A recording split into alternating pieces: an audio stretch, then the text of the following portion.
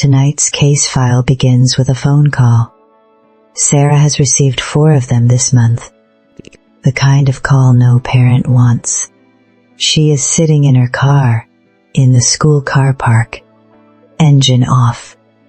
11 minutes have passed. She has not gone in, because on the other side of those doors is another conversation, another look from a teacher. Another moment where she has to explain why her 6-year-old son keeps hitting other children. And this time, the question is louder than before. What if something is actually wrong with him?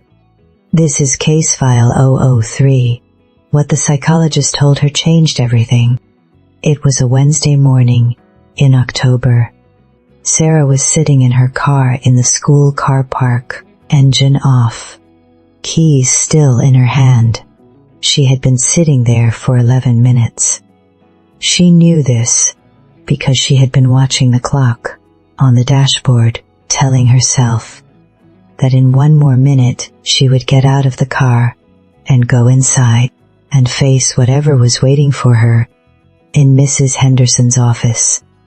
Again, this was the 4th time in 4 weeks, the 4th phone call, the 4th drive to the school, the 4th time she had sat in this exact car park trying to find the right version of herself to walk through those doors, the version that was not ashamed, the version that had answers, the version that knew what to say when a teacher looked at her with that expression, the one that said, "We have tried everything, Mrs. Collins, we do not know what else to do."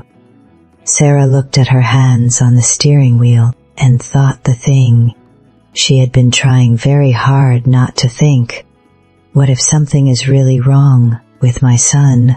To understand who Sarah was, sitting in that car park, you need to understand who Lucas was before any of this began. Lucas Collins was 6 years old.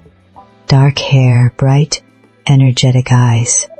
The kind of child who woke up every morning, already in the middle of something, a question he had been saving, a game he had invented overnight, a theory about dinosaurs that could not wait until after breakfast. He was imaginative and funny and fiercely loving. He was the child who drew pictures of his mother at school and brought them home carefully folded in his coat pocket, who held her hand in supermarkets, not because she asked him to, but because he wanted to, who fell asleep most nights, mid-sentence. In the middle of telling her something important, Sarah had built her entire understanding of her son around these things, around his brightness, his warmth, his absolute certainty that the world was a place worth being excited about. And then, 6 months ago, something happened. At a playground, on a Tuesday afternoon, Lucas hit another child, hard enough that the other child cried, hard enough that the other mother looked at Sarah with an expression Sarah had never forgotten. Sarah apologized. She took Lucas home.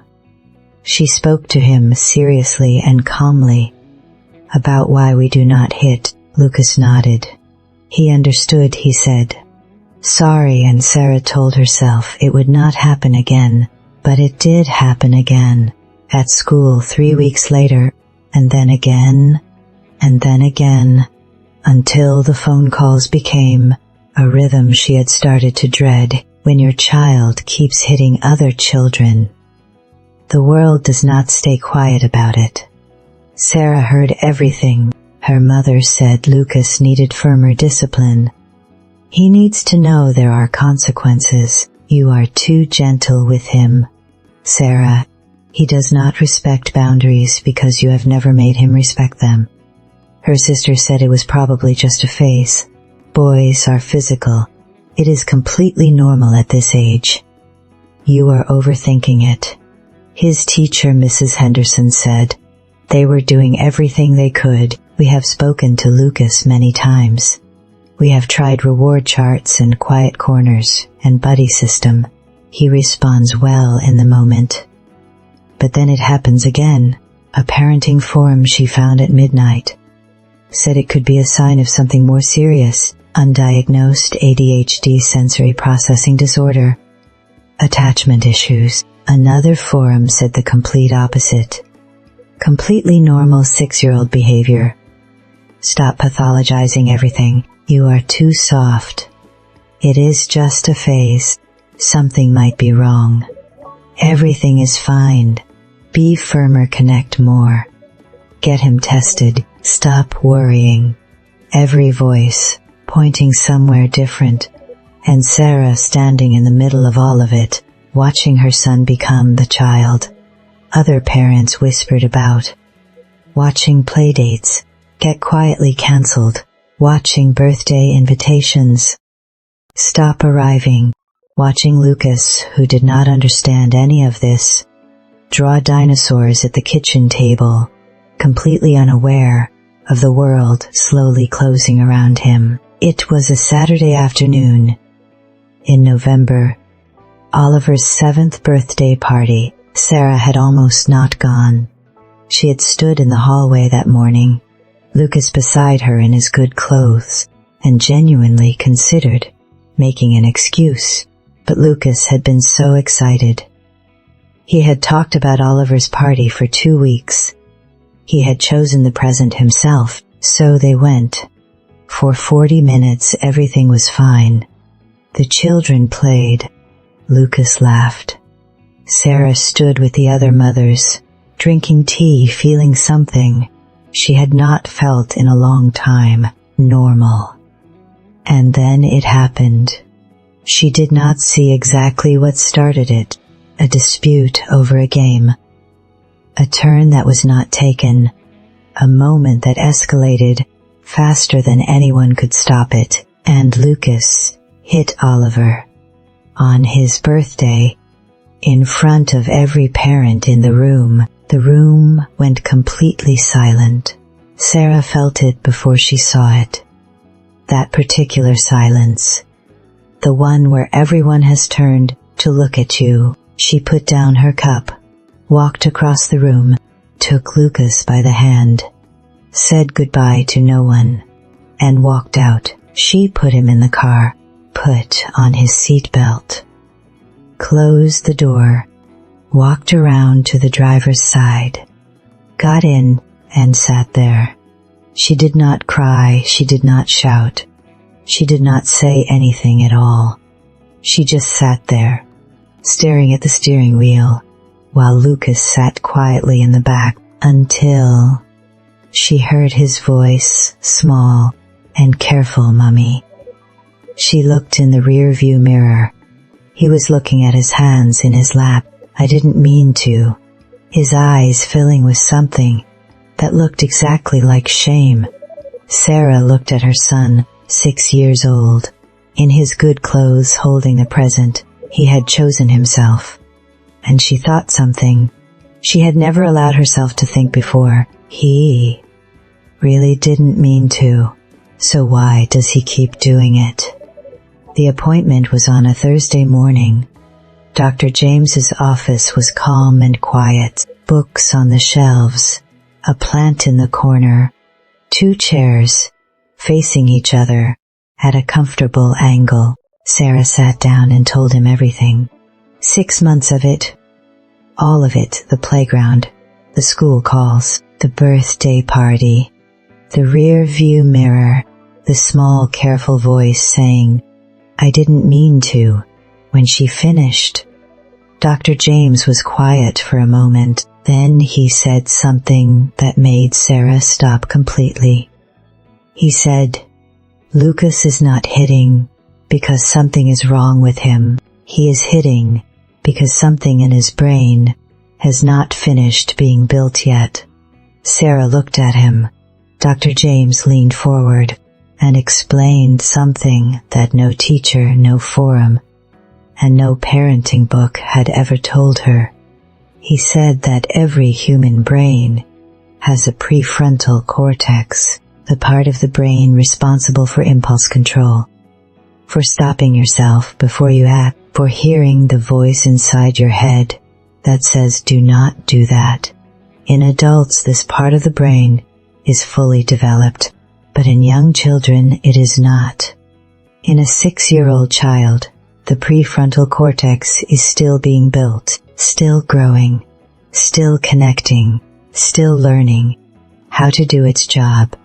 And in moments of overwhelm, when a game goes wrong, or a turn is taken, or something feels suddenly and completely unfair, faster than the thinking brain can stop it, which is why Lucas hit Oliver before he could stop himself. Not because he wanted to hurt him, not because he did not know better, but because, in that fraction of a second, the part of his brain that would have stopped him was not fast enough. Sarah sat in that calm, quiet office and felt something shift inside her, because she had spent 6 months looking at her son and asking the wrong question. She had been asking, what is wrong with him, when the real question was, what does he need from me, while his brain learns to catch up with his heart. Dr. James looked at her steadily and said, Lucas is not a bad child. He is a child with a brain that is still learning how to be good, and the difference between those two things is everything. Sarah drove home from Dr. James's office and sat in the car outside the house for a long time, grieving something. 6 months of looking at her son and seeing a problem. 6 months of responding to his hitting with consequences and conversations and carefully worded explanations, all of which assumed that he understood but chose not to stop. When the truth was, he did not always have the choice. She gave herself that moment, and then she went inside. Lucas was at the kitchen table, drawing dinosaurs. He looked up when she came in. His face did something complicated, something between guilt and relief and uncertainty. She sat down beside him, not across the table, beside him, and looked at his drawing. Tell me about this one, she said, then looked back at his drawing and began to talk about the dinosaur, why it had 3 horns, why 3 was better than 2, why this one was different from all the others. And Sarah sat there at the kitchen table on an ordinary Thursday afternoon and listened like it was the most important thing she had heard all year. Because in that moment, it was. Over the following weeks, Sarah changed her approach completely. She stopped waiting for the next incident. She started watching for the moments before the incident, the signs that Lucas was getting overwhelmed, the tension that built in his body before the emotional brain took over. And when she saw those signs, she moved toward him, not to correct, not to warn, just to be there. A calm presence beside a brain that was still learning how to be calm on its own. That was 8 months ago. Lucas is 7 now. He still has big feelings. He is still a child who feels things fast and strongly and with his whole body, but the hitting is rare now. And when Sarah feels the tension building in him, she knows what to do. There are 5 things Sarah learned in those 8 months that she wishes someone had told her on the very first afternoon, in that very first car park. Point 1. Behavior is always communication. Lucas was not hitting because he was bad. He was hitting because something inside him had run out of room. Every behavior in every child is communication. The question is never only, how do I stop this? The question is always, what is this telling me? Point 2. The brain cannot be disciplined into development. Sarah had spent 6 months trying to teach Lucas to stop himself, with consequences, with conversations, with reward charts. But you cannot discipline a brain into developing faster than it is ready to develop. What you can do is create the conditions that help it develop well: safety, predictability, a calm adult presence that the child's nervous system can borrow from. That is not permissiveness, that is neuroscience. Point 3. Catch him before the cliff. The hitting never came from nowhere. There were always signs: a tightness in his jaw, a change in his breathing, a particular kind of stillness that came just before. Everything became too much. Sarah learned to read those signs and to move toward him in those moments, not to stop what was coming, but to be beside him when it arrived. So he did not have to carry it alone. Point 4. Shame makes it worse. Every time Lucas hit someone, he felt shame.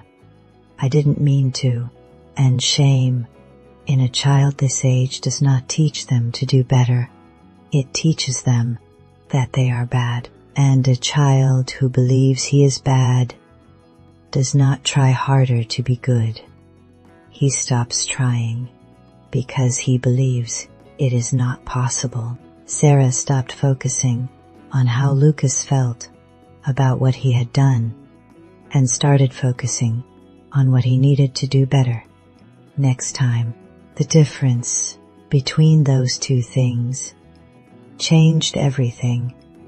Point 5. You are not failing. You are learning with him. 6 months of phone calls and car parks and silent birthday party exits had cost Sarah something she had not noticed until it was nearly gone. Her belief that she was a good mother. She had started to see herself through the eyes of every parent in that room as the mother of the child who hits. But that was never who she was. She was a mother who was learning something hard and important alongside her son, and the moment she gave herself the same compassion she was learning to give Lucas, everything changed. Lucas does not know any of this, yet he is 7. He knows that when things feel too big and too fast, his mom is usually nearby. He knows that after the hard moments, she does not look at him differently. He knows, without knowing how he knows it, that she is on his side. That is enough for now. One day when he is older, maybe he will understand.